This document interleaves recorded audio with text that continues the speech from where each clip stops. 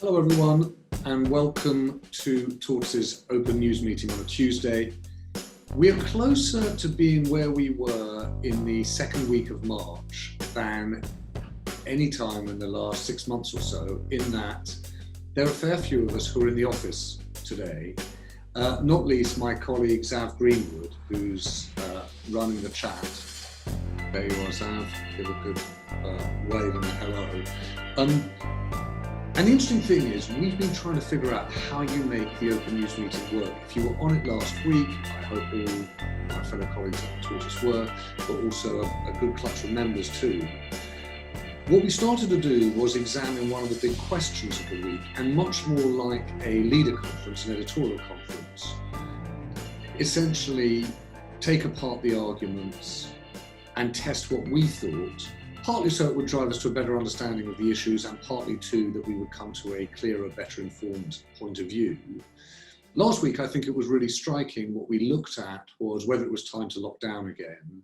And in the process, I think I did see much more clearly, A, the problems with test and trace, B, the problems with comparative data, and C, I suppose, the fact that we had such variability within places, within groups in the UK. Overall, it led us, I think, to an argument that was in favour of greater caution than we'd had a few weeks ago, and certainly greater communication of the risks to come.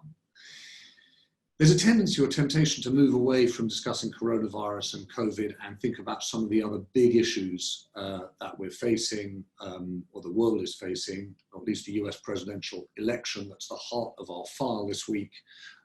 The simmering signs of a revolution in Belarus, and some of the things that we're seeing in the UK economy, not just unemployment, but the sale of arm and the implications of a sale like that for Britain's place in the world. But we couldn't get away from talking about coronavirus and COVID. And so what we want to do today is to try and think about it in the context of what we, all of us individually and as a society in the UK, should do next. And Sam Hockley, Sam, I think you've got a clip from Lord Sumption, Jonathan Sumption, former President of the Supreme Court, one of the most famous, arguably the most famous barrister of his generation. So a man steeped in law, who was on the radio the morning before, yesterday morning, I think it was, talking about how he sees the government intervention and the rule of six, and what he thinks of it. Sam, can you play it so we can have a listen to it? I think that I agree with the last speaker that we are a long way from a Stasi-style surveillance state, and that's why these particular regulations are unenforceable. They would only be enforceable with an army of snoopers and informers, and that is the kind of thing that the police rightly abhor and that the rest of the public rightly abhor. The whole problem about this is that it is pointless, for the reason I've just given. It is arbitrary, and it's unnecessary. It's arbitrary because we will still be allowed to mix with much larger numbers of people in the workplace, in schools, in public transport, in shops, in supermarkets, in the streets. It's unnecessary because the recent upsurge in infections is driven by younger people under 50. There is nothing wrong with infection spreading among people under 50. And then Sam, I don't know whether, Sam, did you manage to get the very final clip of what he said? If not, I'll transpose it. Did you get it? Because sorry, James. No worries, Sam, because he went on at the very end of the interview, he went on at the very, very last, Justin Webb, I think, was interviewing Lord Sumption. And at the end, Justin Webb said, so what do you think? Should you essentially listen to your own sense of personal responsibility, or should you follow the law? And Jonathan Sumption says, I see Nico McDonald's in the chat. I think Jonathan Sumption says, which seems to me absolutely extraordinary, that you should listen to your own personal responsibility, and the law in this case should be treated as something secondary. People should make their own decisions in light of their own health, and the law should be a secondary consideration. Thank you, Nico. That's exactly the point.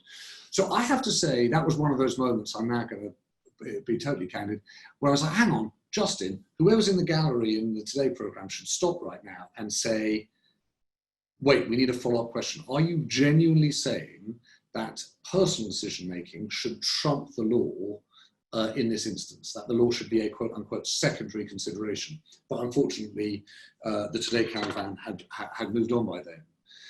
So I wanted to make sure that we had that discussion first today. What do we think about the arguments around personal responsibility versus, in effect, as Jonathan Sumption would see it, a paternalistic state, the use of the rule of law to organise how we behave in the face of potentially a second wave? And I'm going to ask, as we did last week, to two colleagues just to sort of set out the arguments on both sides before inviting people to weigh in. Matt D'Ancona is going to line up with Jonathan Sumption, and Tess Murray is going to take, I hope, both Jonathan Sumption and Matt D'Ancona to the cleaners. So, Matt, why don't you start? Right, well, before I make my well-earned visit to the cleaners, let me try and ventriloquize what might be called the Sumption position. And I suppose the first point is that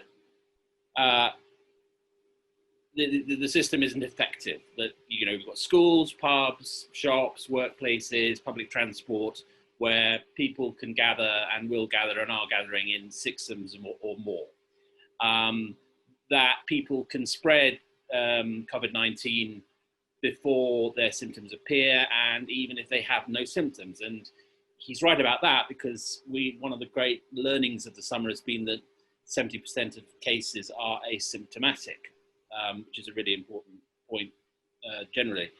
I guess his second objection is epidemiological, that in the end, lockdowns and restrictions are just a way of buying time, and that in the end, the virus will have its way one way or the other, barring a vaccine, which I don't think is going to come along certainly in the next few months.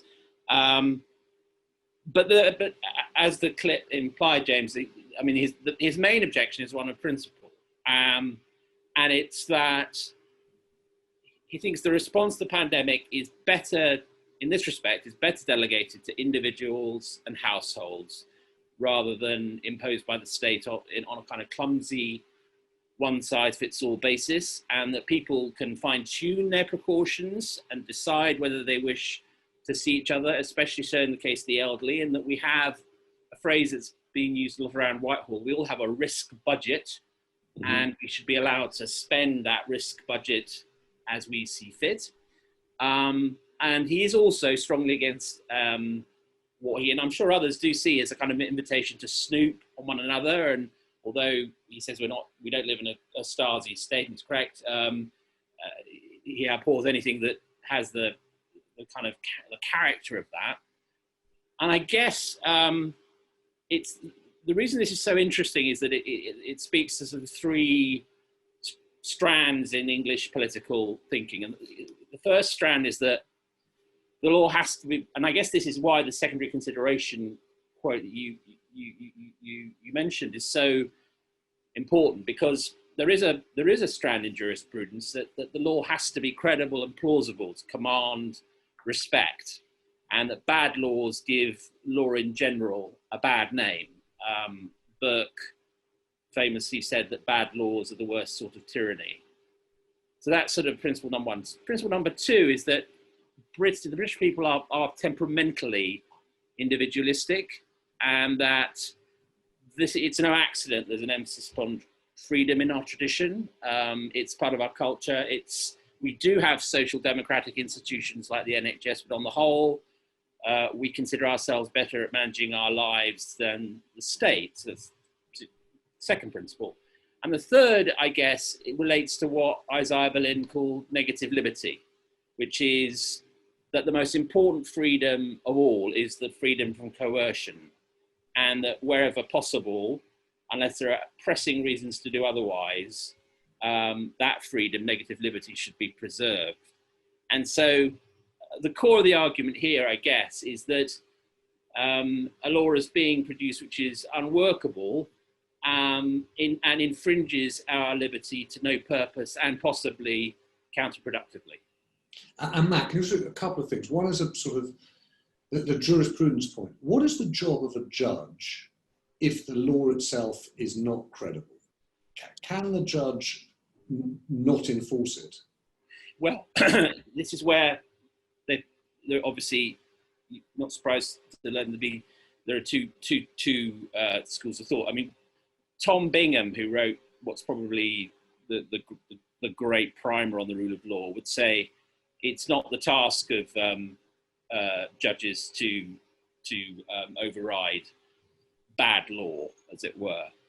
But then if you look at someone like Lord Denning, who based his judicial reputation on the concept of equity, he had no problem with using the power of the bench simply to override what he regarded as unjust applications of old statute or old common law or decisions that would lead to injustice. So the reason it's so interesting is that, yes, of course, it was amazing to hear a former Supreme Court justice say, don't worry about the law, folks. But actually, it strikes at the heart of how much discretion both judges and then citizens should have when they're faced with laws that they can't obey in all conscience. And, you know, one thinks back to people not paying the poll tax and essentially getting their way. It's a debate that raises its head more often than we think, I think. And so, in effect, what does a secondary consideration mean? I think that is a euphemism for ignoring it, really. I mean... And can I just ask you one thing about that, Matt? If you're a doctor, right, you take a Hippocratic oath. If you're a lawyer, you have a responsibility to the courts. If you are a former Supreme Court justice, can you invite people to disregard the law? It's very unusual. I mean, I'm not aware of an example where someone of Sumption's seniority has taken to the national airwaves and done that. I mean, he'd written a piece in the Sunday Times which pretty much spelt out the argument, but that payoff, as you said, James, I mean, it was, you know, it really was, it was have at it. It was ignore the law.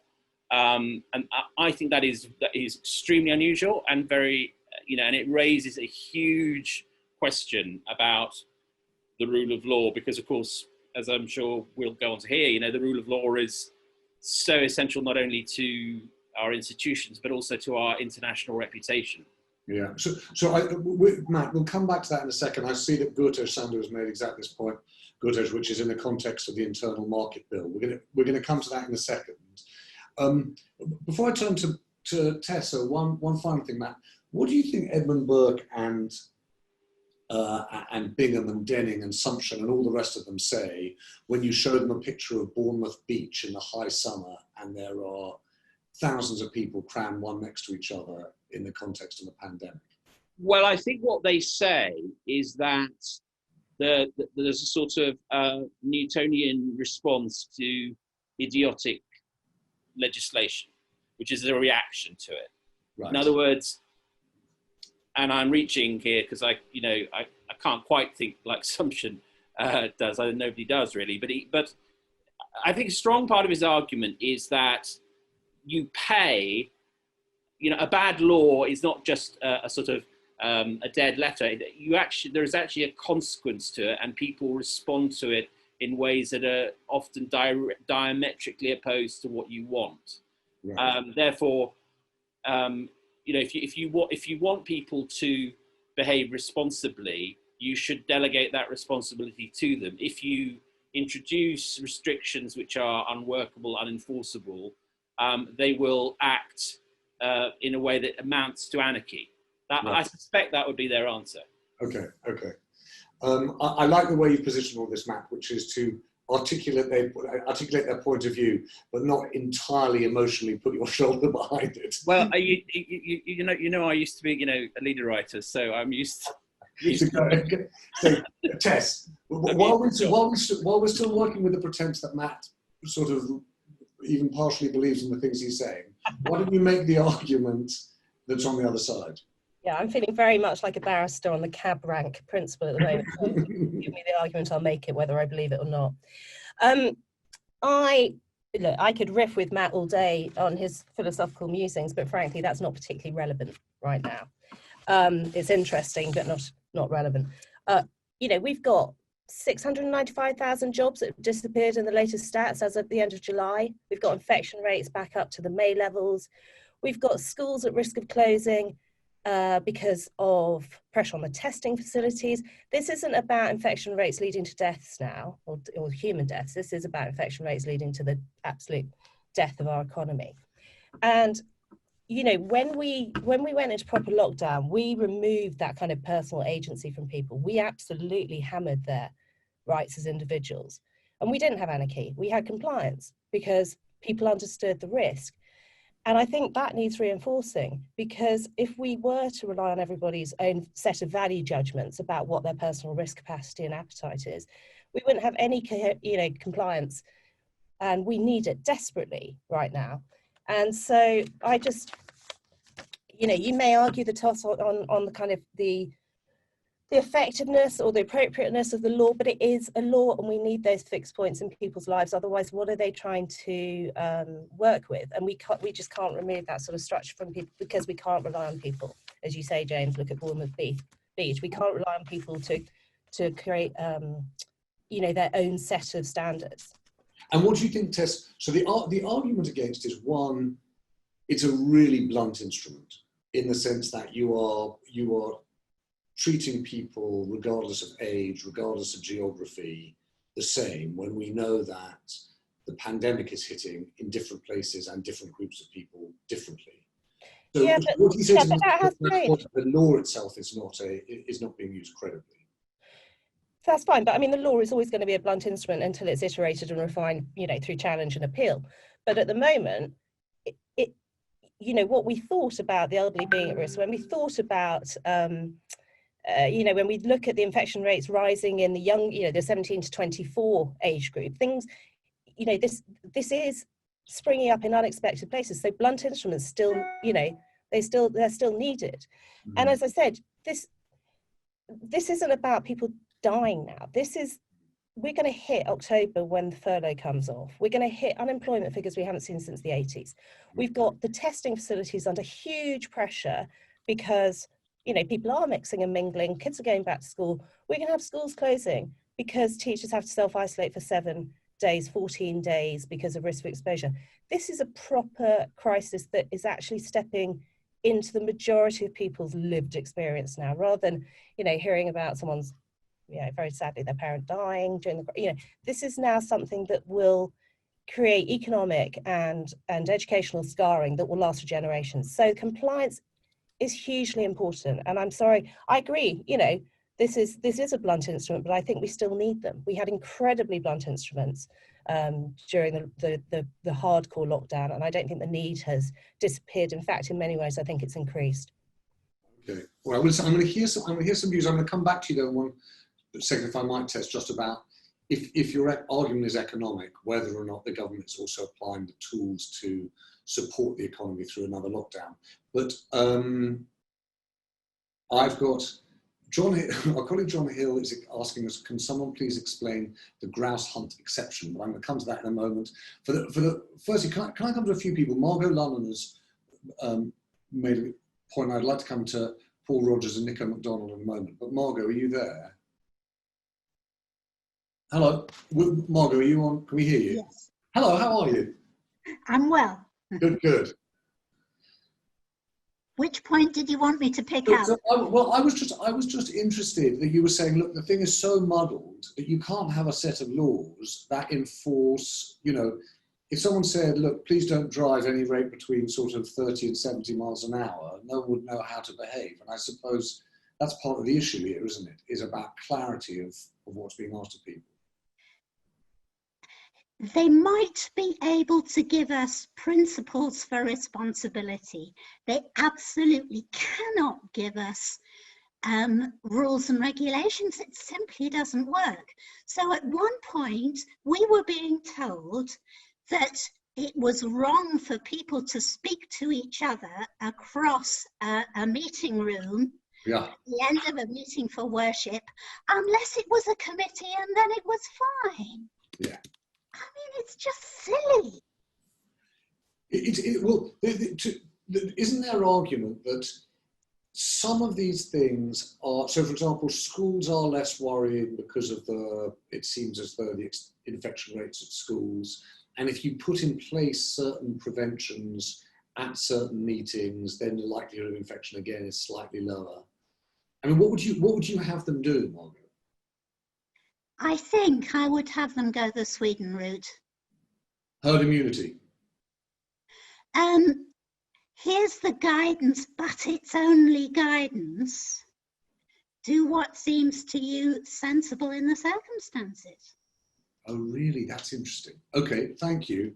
Paul Rogers, I'm going to come to you in a moment because we want to bring in the internal market argument and the Brandon Lewis, Teresa Villiers quotes. But I'm going to go to Nico McDonald first. Nico, I haven't read your Twitter thread, so forgive me. What does it say? Yeah, I was just about to post something else actually on the theme of assumption on Planet Normal, which you might listen to, which is the Alison Pearson, yes, Liam Halligan Telegraph podcast. I'll post that in a minute. But he's essentially noting that the government chose the legislation under which these regulations were enacted in order to limit the degree of parliamentary scrutiny for it. It's quite a complicated issue. But on assumption on Radio 4, I mean, essentially he's saying, which I've long argued, that we need to protect the elderly and the vulnerable. And he says other people, the elderly and vulnerable can choose to shelter if they want to. Many of them will not want to, and that's their choice. Yeah. And he cites an article by Sally Vickers in the Telegraph entitled, "I don't want the lives of our young to be mortgaged in order to spare me a few more years of mine." And he also says that the idea younger people should shun the old for the fear of becoming agents of their death is an appalling violation of basic human instincts. That's the kind of core of his argument, and he's arguing against one-size-fits-all measures, and it's more efficient and humane for people to make their own decisions. And I'd very much vindicate that. I mean, it's certainly the history of British legal and social culture is limiting legislation and direct regulation and law, as Matthew's indicated, and trusting people to do the right thing, which doesn't mean they'll always do the right thing, but if enough people do the right thing, then you'll tend to get the right outcome. And I think I'm amazed in a way at this government, because one of the themes of Brexit was trusting people, and that was very much the theme on which it was elected, and yet it seems to have lost all belief that ordinary people can be trusted to do the right thing, and that's very unconservative apart from anything. Yeah, no, I appreciate that, but can I just ask you a question? Let's say, for example, you take let's say you know someone who is awaiting some kind of hospital treatment for another illness or condition. And we say, look, we're not going to use the heavy hand of the law. We're going to trust people's individual sense of responsibility, even though A, this illness presents in majority of cases asymptomatically, and B, it's a very new illness and we don't understand how it spreads. And so in trusting people to take their own, make their own decisions on this, we find ourselves adding to what is already going to be an overwhelmed health service in the fourth quarter of this year, possibly the first quarter of next year. And we look back and we say, hang on, we trusted people's individual responsibility, but the person that I know that needs a hospital treatment is now blocked by that because of a willingness to trust the individual wisdom of the British citizen. I mean, isn't that an incredibly naive and potentially dangerous thing to do? I think it is. I just don't think society can run by us regulating and legislating for all behavior. It's partly why nudge, although I'm critical of it, has become a popular government approach to things. Right. But I think part of the underlying thing here is that we're not prepared to accept risk and the consequences of making decisions. And the only way that we can operate around COVID, because we're so focused on the statistics around COVID, is we ignore every other externality and we refuse to calculate it or to try and, you know, sum those things up against the impacts of COVID on health particularly. Right. And politicians won't say, I accept that there are deaths and negative consequences as a result of what I'm doing. All they will do is respond to the media, particularly when they hype up, you know, statistics about coronavirus. And, you know, if you follow Carol Sikora, which I'm sure you do, you'll see, you know, increasing concern just about oncology and, you know, people, you know, not being diagnosed and treated from cancer. And that's just the tip of the iceberg of the other externalities. So I just think we lack bravery and politicians prepared to take risks. I mean, they'd never fight a war anymore. In fact, they won't fight a war anymore because the first death, they'd run away. And, you know, this is kind of a war. Tess, I said I'd come back to you on the economics. I'm also going to bring Paul Cottrell in because he's made a point about the furlough. But before I do that, can I just, Arthur Snell, Arthur, I don't know whether you can switch your mic and your video on, but I just wanted to follow up on your point. Hello.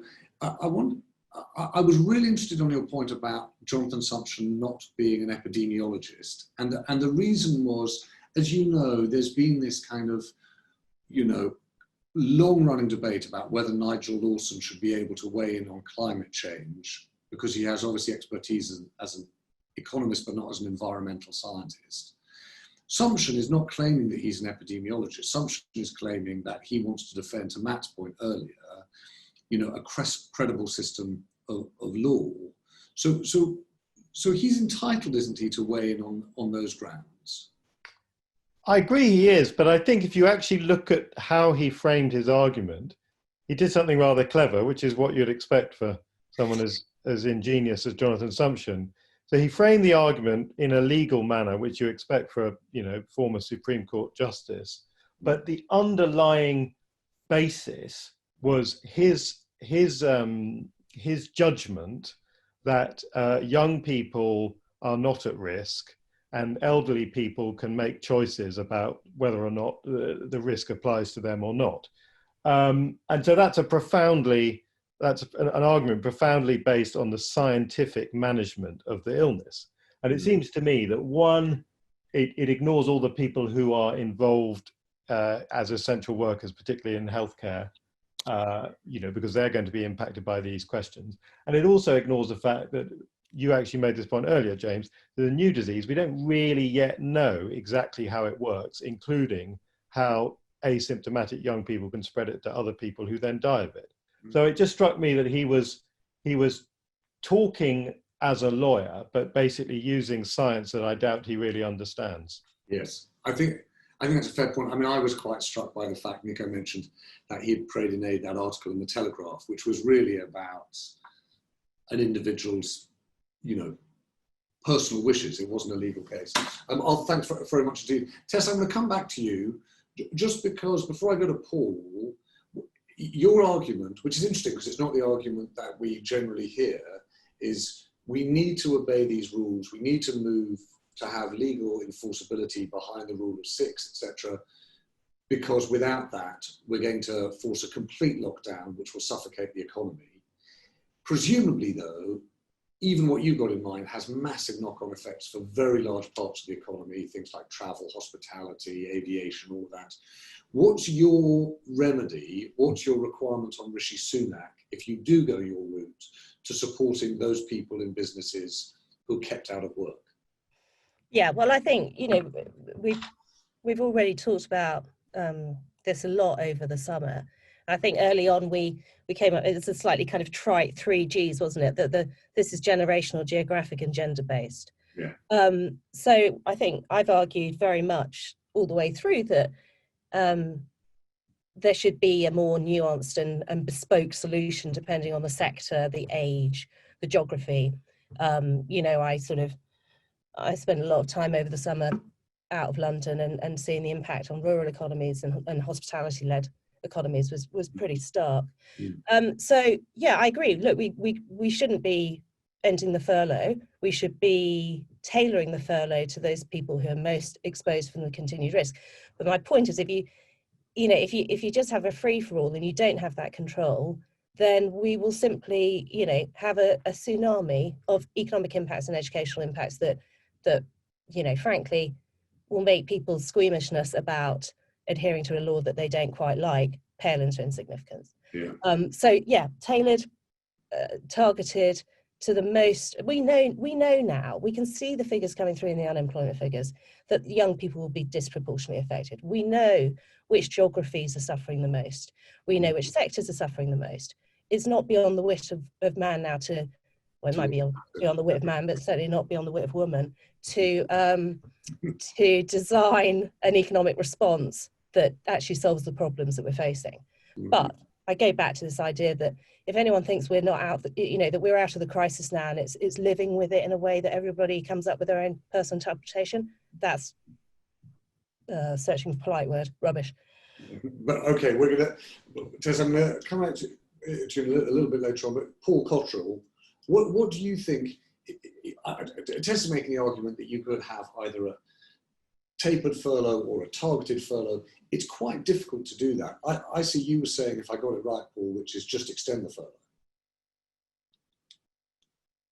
Oh, sorry, Paul, will you just unmute? Paul, will you just unmute? Forgive me. Am I done, yeah? Yeah, you're in, yeah. It's not a very complicated point. I just picked up on Tess's, what seemed to be an assumption that we were coming to the end of furlough. And I just thought, well, we don't have to come to the end of furlough. As Xavier said in the chat alongside me, Germany's doing 24 months. Yes. So whether we go for something more targeted or something blunter, to use Tess's words again, is, I'm not enough of an expert to, an economist to know. But all I know is we have more tools available than we're using at the moment. Yeah. Than your rule of six, ways in which we could shut up pubs and stuff. It doesn't seem rocket science to do stuff alongside the rule of six thing. And I think, just to add to it, I think one of the issues about the rule of six is people are saying, but why aren't they closing the pubs? Why are 6 people not allowed out to, have a chat, but effectively, 30, bigger groups are allowed in pubs who will be mingling after a couple of pints. So none of it seems to make sense to me, James. No, I completely understand that. And there's this strange thing, which is the defense of, I think there's a defense of pubs and eating out around public confidence, which I think is something you do, it comes out of the Treasury. I want to broaden it out to this question about the rule of law and the internal market bill. I'm going to come to Paul Rogers and Gurtesh Sandhu in a moment. But just to pick up on one really interesting thing that Nico's made in the chat. And Nico, I hadn't heard the Alison Pearson, Liam Halligan podcast, but it was interesting when we did the thinking 10 days ago on Dominic Cummings, we essentially ended up having a conversation about executive power and the obsession within Number 10 around executive power and the resulting arguments that are all effectively designed to justify the use of that executive power without too much scrutiny, whether it's external or parliamentary. And so I do think assumptions point about extending government authority without necessarily, and I see Lucy Huberman's made the same point, and Lucy, maybe you want to come in on this, that you're trying to extend government power, but you're not using Parliament to scrutinise the extension of those laws. I think is a really significant one. Lucy, do you want to weigh in on that before we just turn to the internal market bill? Hi there. Hi. I think you've made the point I was trying to make already. Okay. Also, I just would say there's parliamentary recess was seemed very long this year because of this situation. And looking into it, it is clear that you can have select committees sitting during the recess and you can call people back, and the government chose not to. So I think emergency legislation is problematical after a certain period. Yes. I mean, to be fair, we had a session right early in the year with David Davis where he was making exactly this point, where he was very early on, very concerned about this. But yeah, it's a good point. Well, look, it leads perfectly to the question about parliamentary scrutiny now of the internal market bill. Gurtesh, do you want to just frame it, and Paul Rogers too, and then I'm going to ask Sam just to play us a clip that we heard on the radio. I think it was yesterday too. Hi, Gertush. Oh, I can't hear you. Hello there. That's better. Sorry. I thought it was, I mean, I think the general thing is this whole idea, whether it's from Dominic Cummings and Barnard Castle, all the way through to potentially even this grouse hunting exceptionalism couple added to the idea, and I think Miliband sort of hit it, which is this idea of one rule for the British public and another rule for the government. And it sort of struck me as the sort of conversations that we used to have around John Major's government with Neil Hamilton and all of those others, and how Tony Blair had framed them as elite and corrupt and stuff. And then we fast forward to the 2016 referendum and stuff, and how Remainers in many ways were the elite and Europeans were the elite. And actually there was this sort of band of the common folk, which included Johnson, Gove and Farage. And so for me, I think it's a really interesting turn in terms of how the politics is changing, how the likes of Stalmer and then obviously Miliband yesterday are now framing this elite, which is Johnson and Cummings and all of that group, who ignore the law, who actually have a separate law for themselves because they are the elite, and how that's slowly starting to turn, particularly because of this particular bill, but that's starting to turn, because so many of the Tories are saying, well, how can we argue being the party of law and order and conservatism if we break law, the international law? So just in that, I suppose for me, it's just fascinating about the politics that are turning Johnson on his head in terms of, you know, the Tony Blair versus Major thing, and is that occurring again? But there's a very, I mean, you know, I don't know whether you were on Goodish, we had this conversation again 10 days ago, and it's something that's really, really banging around in my head about the extent to which the right is dominating anti-establishment. Yeah. That the idea that it's the right now that says, look, in order to get things done, we're going to have to, you know, tweak the odd law, break the odd convention, do things differently. That there's more sort of establishment thinking on the left and more anti-establishment thinking on the right, which is, of course, not the world that we grew up in or the one that we inherited. It's a really... Well, I think it's interesting, James, is also it's the right that are becoming the victims. Yes. You know, so in a sense, there used to be in the 70s and arguably in the 80s where it was the poor, the downtrodden, it was the left that viewed themselves as effectively the victim fighting this larger thing. And now the right has taken the position of those that have been treated badly, whether it's through immigration, whether it's through, you know, jobs disappearing abroad or taking back control from Europe. So it's a really, I mean, it's opposite to where we've always been. It's not the plucky left, it's now the plucky right, and they're dominating the space. That's right. I see that Lucy and Tess point out that it's sort of libertarians. I think it is libertarians, Lucy, and I think that's fair. But I like Gertrude's framing of it, the plucky right, because there's something surprisingly social and cohesive about it. I'm just going to bring in Gertrude. Thank you very much. I'm going to just bring in Paul Rogers, and then Sam, if I can ask you just to play this clip. Yeah. Hi. Hello. Hi there. Yeah. Well, I just found it extraordinary that a senior politician, Minister of Justice, Secretary of State for Justice, would say that you know, he would be prepared, if it's suited, to break international law. You know, to say something like, in a way that I find unacceptable. Yes. Clearly suggests that there are acceptable ways of breaching the law. Yes. Really, what he should have said is, yes, I would resign as in that position, particularly taking an oath of office to respect the rule of law. And I think it's kind of feeding through to the argument that we've been having, or the discussion that we've been having. Well, what do you do with ordinary members of the public? Yes. If you have the Ministry, the Secretary of State for Justice, in a different context, but in a sense, in a way in which it suits him, for political expediency in the Brexit endless nightmare, okay, well, it strengthens our negotiating hand so we can threaten even to breach the law, and that's okay, because we in Parliament determine what the law is, and we voted this part of the bill through, so we can continue to do that. But we can threaten our trading partners and all the arguments have been made about how, the damage that it will do to us in the future. But what message does it send out to the general public if they're engaged in this argument at all? It is, I mean, it is, Paul, brilliant. We talked about it yesterday morning, which is certain speed limits, certain laws on certain drugs, possibly certain restrictions on fly tipping in certain places, and just the formulation of this phrase, I think you wrote it, didn't you, into the chat? If I find law being broken in a way I find I had to actually, it was on the BBC website with Andrew Mark. I actually had to listen to it to make sure that the quote was correct, because I thought, no, that can't be right. Surely not. No one would actually say that. That's just absurd. But the Ministry of Justice, the head of the, would say anything ridiculous like that. He is clearly very uncomfortable.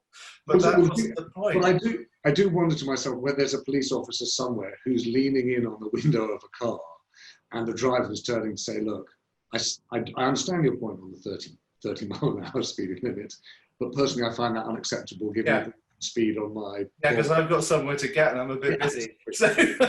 So we won't bother with that. Let me do the one thing that I am unclear about, and I just wanted to interrogate, was the argument that's made around this, and the reason why I wonder whether or not Brandon Lewis tripped over his shoelaces. You remember the Northern Ireland Secretary spoke about a breach of the law in a very specific and limited way at the dispatch box in the Commons, was that then the former Northern Ireland Secretary, Theresa Villiers, came on the phone, on the radio, I think it was yesterday, and made what seemed to me to be a specific defence, which is, look, it's one thing to break criminal law or break, civil and domestic laws, but the reality is, in the world of international trade, a lot of this stuff is contested. And can you just listen to what Theresa Villiers says?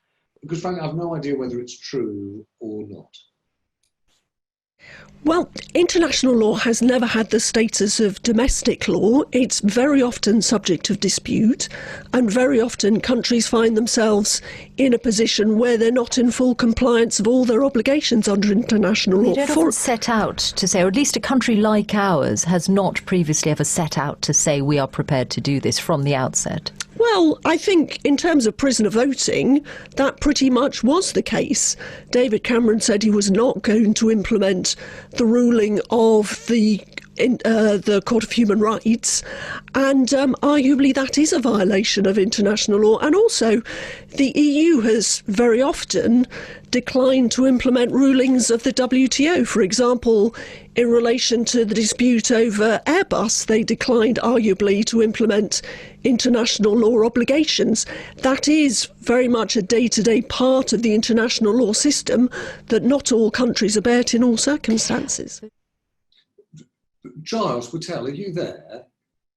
Could you just, many of you know my colleague Giles Patel is a fellow editor and partner here and an author or the editor of our Sense Maker daily. Giles, is that true what Theresa Villiers is saying? Hello there? Yeah, I'm here. I'm just trying to think what the answer is. I think I'm not an international lawyer, but broadly there must be something to that. I mean, a point in the debate over the internal market bill that we have tended to ignore is the slightly pick and mix approach of many EU members over most of their membership to the membership rules of the EU. It's a familiar argument. I think there's quite a lot to it, that we were actually one of the most law-abiding members of the EU when we were in the EU. And on questions like exact implementation of the EU's own immigration regime, France, for example, was much more inclined to enforce those regulations that appealed to the government of the day and ignore those that didn't. So to that extent, I think we should acknowledge in our indignation over Boris's sort of casual attempt to erase the border that he agreed to down the Irish Sea, that international law does have a different status and than national, not least because there are virtually no internationally agreed enforcement mechanisms. There seemed to me, she seems as though she was making, or at least I understood her to be making, two separate points. One effect was around international law, and the other was around the enforceability of trade rules, right?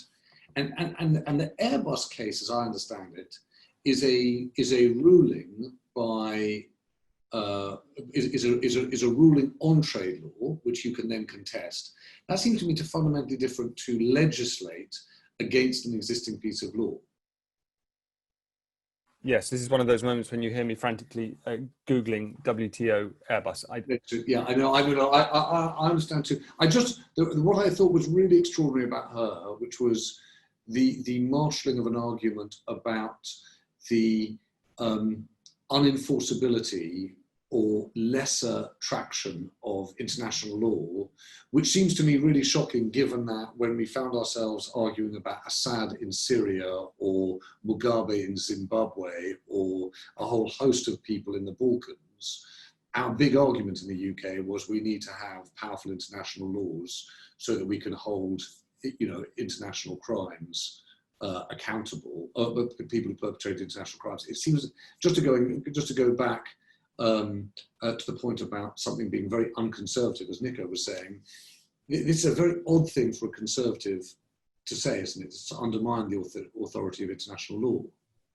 Well, I agree. I think we should remember, wasn't it the Blairites who preached the gospel of rules-based international order more explicitly than the Tories, for more than a decade? But certainly, let's not forget the bottom line here, which is, I mean, it's not rocket science, and it takes some nerve to argue that it's anything less than shocking to sign an international treaty that is so absolutely fundamental to the Brexit project proceeding, and then to ignore its fundamentals. I mean, yeah. Paul Rogers, you can hear Charles and me flailing around trying to figure out what this means. You just made a point about it in the chat. Will you just explain? Yeah, well, I mean, so I do a bit of I'm a lawyer, I'm a barrister, and I do a bit of international law, a bit. And there are broad sources of international law. It is a complicated area, and it is grey, of course. But one of the clear sources of international law is treaties. And this is a treaty. And sometimes you have difficulty identifying what customary international law is, because you can't find a responsible body of, if you want to look at it that way, responsible nations that would agree, actually, that is right. We do all follow the same rules in relation to that criteria or that criteria.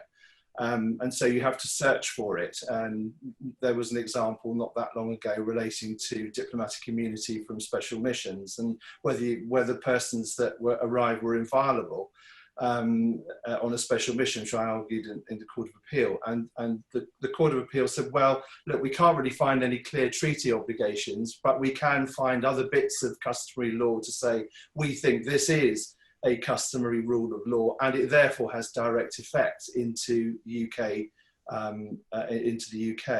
if we consider that it meets certain other threshold tests. So it is a complicated argument, but with treaties, I don't think it can be argued that that is not an international law obligation, which is why they had to admit that going behind it is a breach of international law.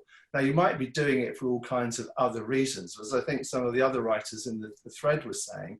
Actually, there are mechanisms, and I think Sajid Javid made these arguments, there are mechanisms whereby you have to go and sort that out. And if you wrote a bad deal, that's your problem. You wrote the bad deal. You signed up to that bad deal. You can't just turn around now and say, well, screw you. Well, you can. Yes. There are implications for that. So but Paul, what is if you like, then the political precedent of this? Right? If you take the conversation that Matt started, which was essentially an esteemed lawyer challenging the authority of a law that in his mind was unnecessary, arbitrary and pointless, the mirror image of this is a government challenging international law because it sits on a patchwork of treaties and customs that are themselves less enforceable.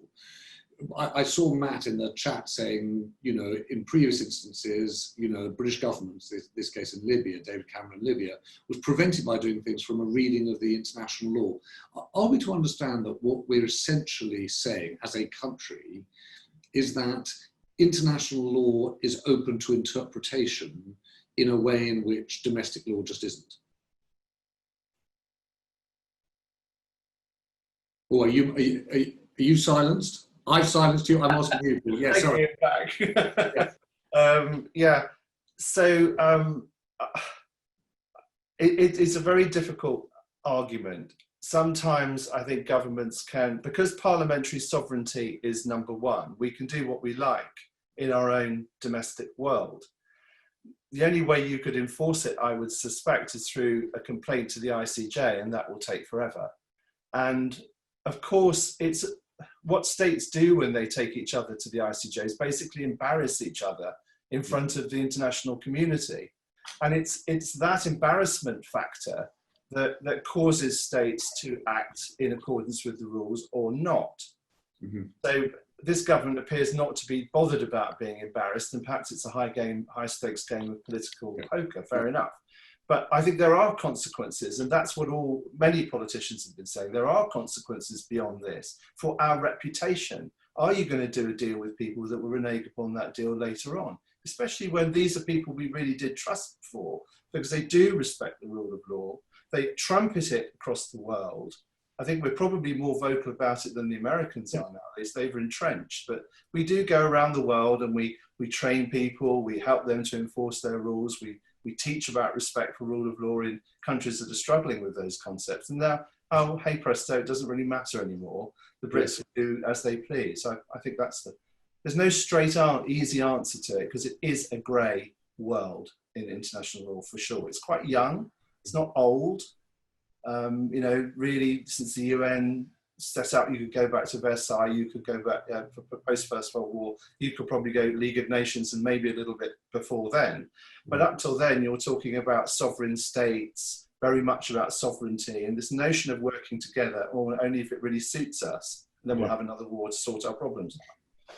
Right, you know what the worries, we're too close to being back there. Paul, thank you. I'm just going to invite a couple of other people in. William, Jeremy, I can see you've got your hand up. I'm interested in your point, William, about Robert Buckland. But then also I see that Seal Tilney's made a point about, more broadly, truth and lies.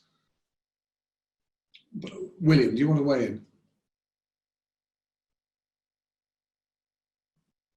Hello. Yes, hi guys. I was very much interested by what's been discussed, particularly what Paul's been saying as well about international norms and the whole international law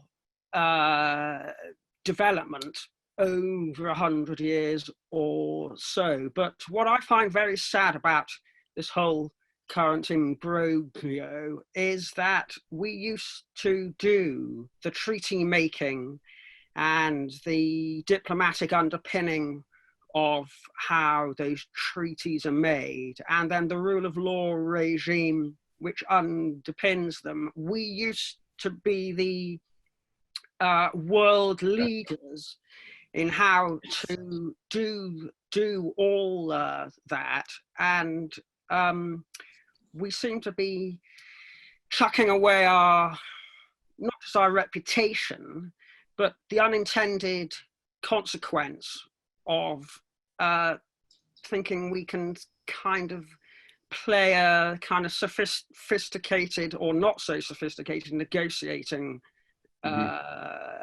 tactic around that reputation. Seems to me it can backfire enormously. I just wanted to ask Paul whether he thought the Justice Secretary, who's a very well regarded lawyer himself, I mean, I knew him down in South Wales when he was a practicing barrister. Then he was involved in the European movement, and he was a prominent Remainer during the campaign. I'm just wondering whether he's preparing for an exit from the government if it turns out we don't get a deal. I mean, all this is extraordinarily high stakes as well. I just wanted to know whether the political and the legal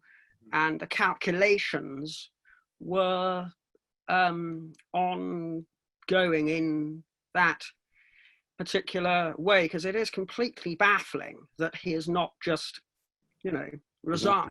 Yeah. Sorry, that went on. I think it's no, William is very good. I'm not sure Paul's going to have the answer, but if he does, we've got a story. Well, it's a really quick one. I suspect that he's trying to influence within. Yes. And that's what it felt like. I think he probably said a bit too much on Andrew Marr because he was being caught hard and pressed hard. And I think he probably didn't mean to say quite what he actually said in a breach in a way I find unacceptable. I got the impression he was wanting to influence. And you're right, but reputationally, and I don't know him, but reputationally, he does have a good reputation. He's very straightforward and honest. I don't know that he's, well, how would we put it, in the kind of rocket science world of Jonathan Sumption in terms of intellectual ability, which Lord Chancellors previously were, and Attorneys General as well. I'm sure we've had very great ones for a while, but he certainly has a reputation as a decent and honest man. So I suspect he's trying to influence from within, and maybe, yes, he is preparing an exit. That's just my take. Well, thank you. Thank you, everyone. This is, Matt, I didn't know whether or not, just before we wind up, you wanted to just come back in with one final thought, because I'd really love to know what you really think about this and what you think the argument should be. What I really think? Yes. Okay. All right. Well, so I'm no longer going to indulge in Jonathan Sumption cosplay. Yeah. I think that one of the distinguishing features of this government, which was suspended a bit at the beginning of the pandemic, is that it regards law as entirely plastic. So you saw before the election, on a number of occasions, Dominic Raab, Gove and others saying that if Parliament passed a law that they thought was going to in any way get in the way of their Brexit ambitions, they reserved the right not to obey it. And then in the Tory manifesto, I think it's quite a short passage, but there's a very threatening paragraph, which is obviously a response to Baroness Hale's brilliant Supreme Court judgment, which declared the prorogation of Parliament unlawful, saying, we're watching you and we have in mind an overhaul of the judiciary. And my personal view is that Sumption has handed them a fantastic gift, because what he's done is engage in a bit of political play, which proves exactly what they argue, which is that people in the judicial legal elite are not in touch with the needs of government and the capital P people. So that's sure. Well, so basically, I think what Matt thinks is my summary of this. But I point to one thing, which is that one of the more absurd moments of the last year or so was that Matt and I were sent to an event on some sunny island and found ourselves sitting on the dock of a bay arguing about the failures of liberalism, when any right-thinking person would be tucking into a cooler of beers.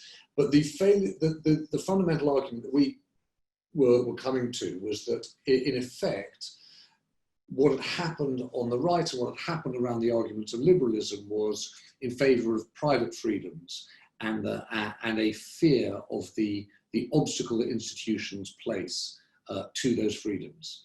And we came up with the catchy slogan of what do we want? More institutional liberalism. When do we want it now?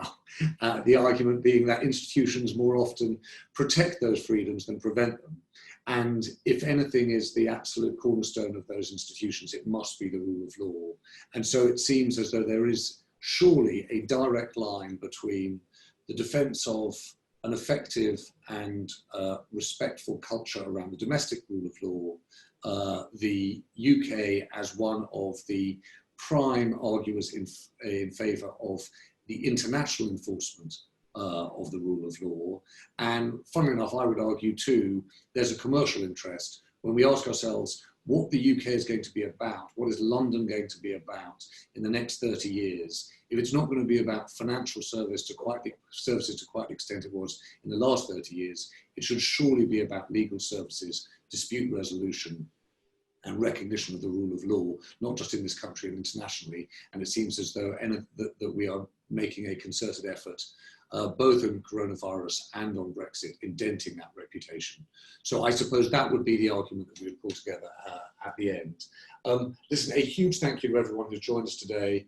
A particular thank you actually to you, Paul Rogers, because as you can see, you were the perfect proof of the idea that what you need in a newsroom when you're battling around things you don't understand is a little expertise. So a huge thank you to you, but to everyone as ever today. Tomorrow evening, Sir Tim Spector joins us for a think-in to ask the question, is everything we know about food wrong? I'm intrigued to know what that is because I spent a life thinking about food.